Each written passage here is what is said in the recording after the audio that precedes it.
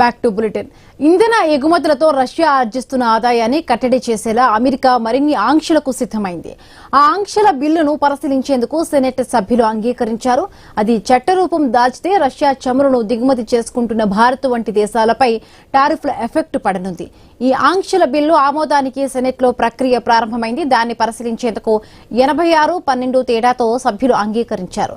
Senate తో పాటు ప్రతినిధుల సభలోనూ దీనికి ఆమోదం లభించాల్సి ఉంది. ఈ దశలు దాటిన తరువాత అది చట్టరూపం దాల్చుతుంది. అయితే అదే జరిగితే భారత్, చైనా వంటి దేశాలు 100% టారిఫ్ ను ఎదుర్కోవాల్సి ఉంటుంది.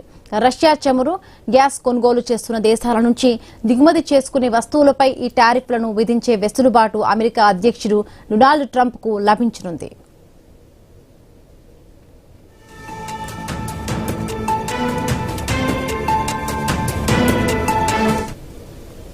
2022 నుంచి ఉక్రెయిన్, రష్యా మధ్య యుద్ధం నడుస్తోంది. ఉక్రెయిన్ కు ఐరోపా, అమెరికా నుండి సహాయం అందుతున్నా రష్యాను సైనికంగా, ఆర్థికంగా దెబ్బతీయలేకపోతున్నాయి. అందుకే ఇంధన ఎగుమతులతో పుతిన్ ప్రభుత్వం ఆర్జిస్తున్న ఆదాయాన్ని టార్గెట్ చేసేందుకు అమెరికా ప్రయత్నిస్తోంది. తాజా ప్రతిపాదనలు కూడా అందులోనే భాగమే. తమకు మద్దతు ఇవ్వాలంటూ కూడా ఉక్రెయిన్ అధ్యక్షుడు జెలెన్స్కీ అమెరికాలో పర్యటించిన నేపథ్యంలో సెనెట్ లో ఈ ఓటింగ్ జరగడం గమనార్హం. ఉక్రెయిన్ యుద్ధం ప్రారంభమైన దగ్గర నుంచి పశ్చిమ దేశాల హెచ్చరికలను పట్టించుకోకుండా రష్యా నుండి భారత్ చమురు కొనుగోలు చేస్తున్న సంగతి తెలిసిందే.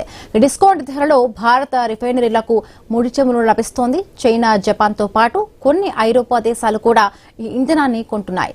ఈ బిల్లు ఓకే అయితే భారత్ పై పరోక్షంగా టారిఫ్ల ప్రభావం పడనుంది.